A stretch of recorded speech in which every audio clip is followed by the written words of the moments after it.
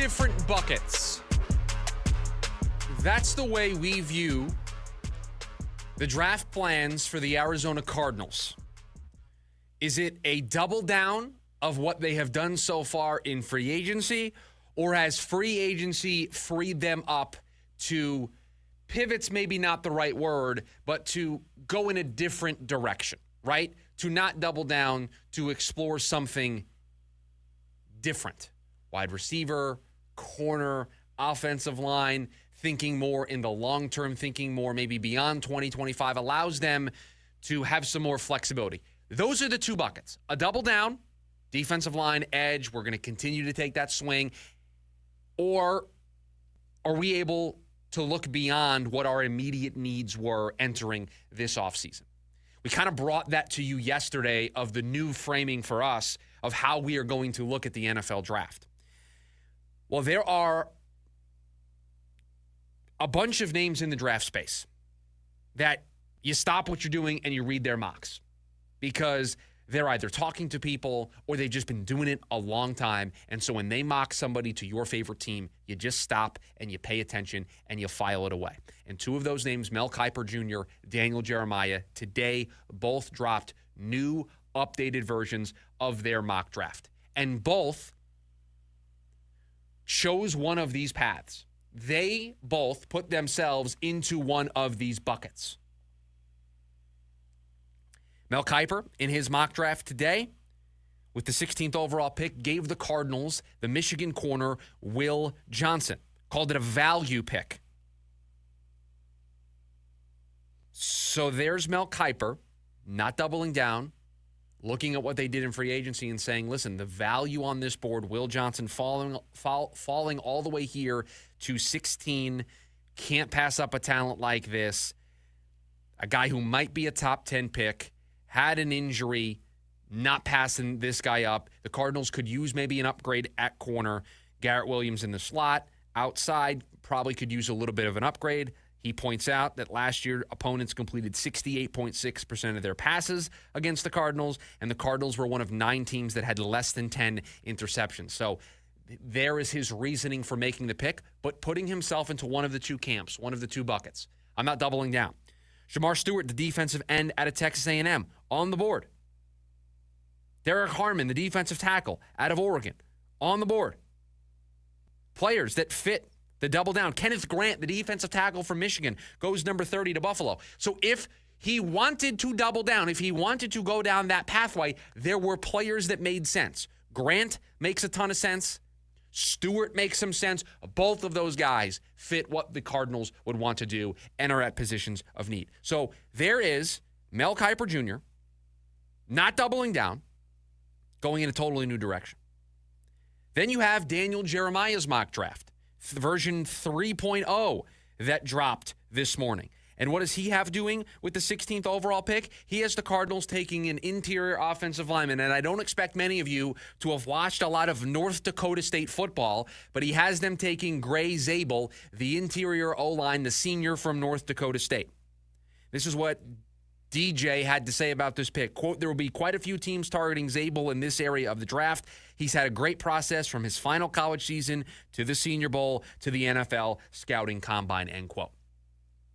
Corner, interior offensive line.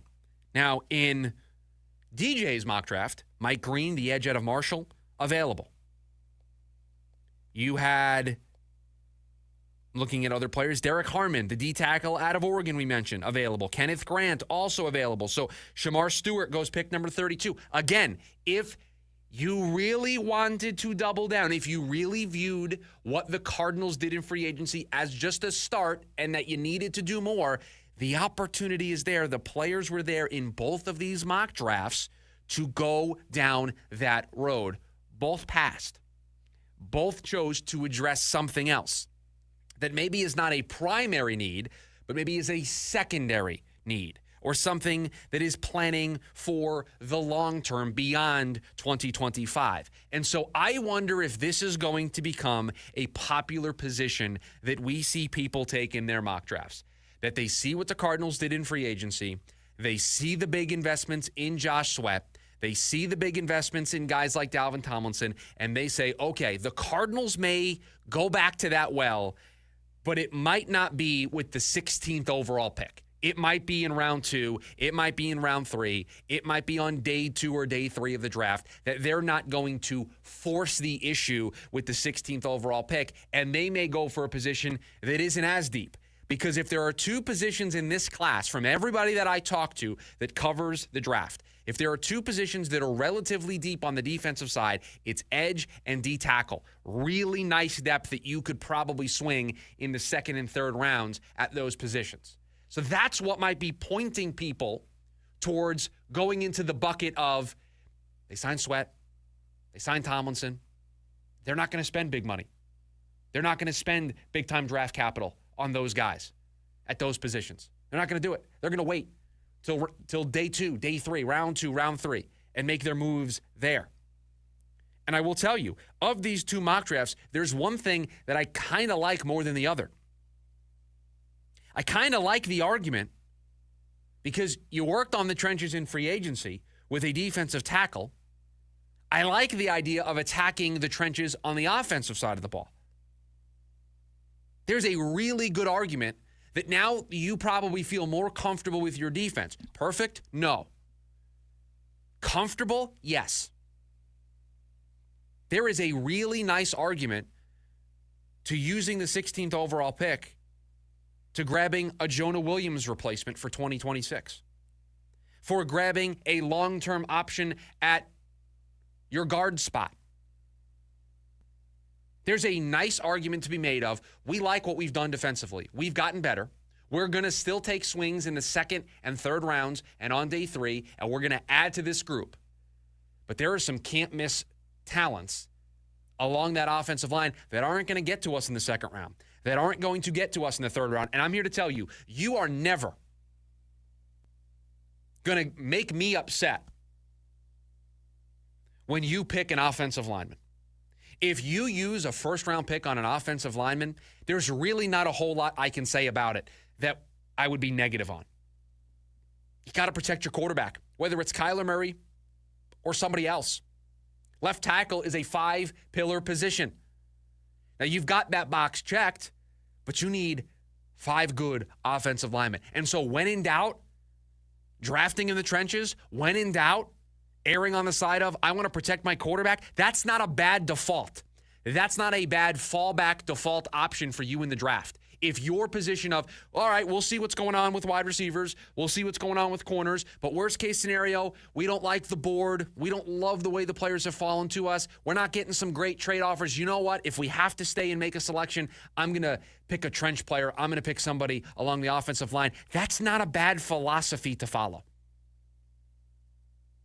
Not a bad default position to have as an organization.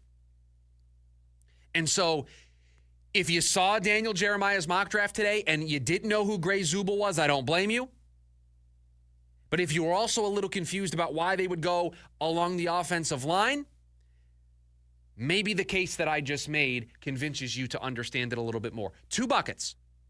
There are 2 positions that you can fall into. You could want this team to double down, and you just want them to take swing after swing after swing, edge rusher, defensive tackle, edge rusher, defensive tackle, and you just want them to double and triple down until they get that group right.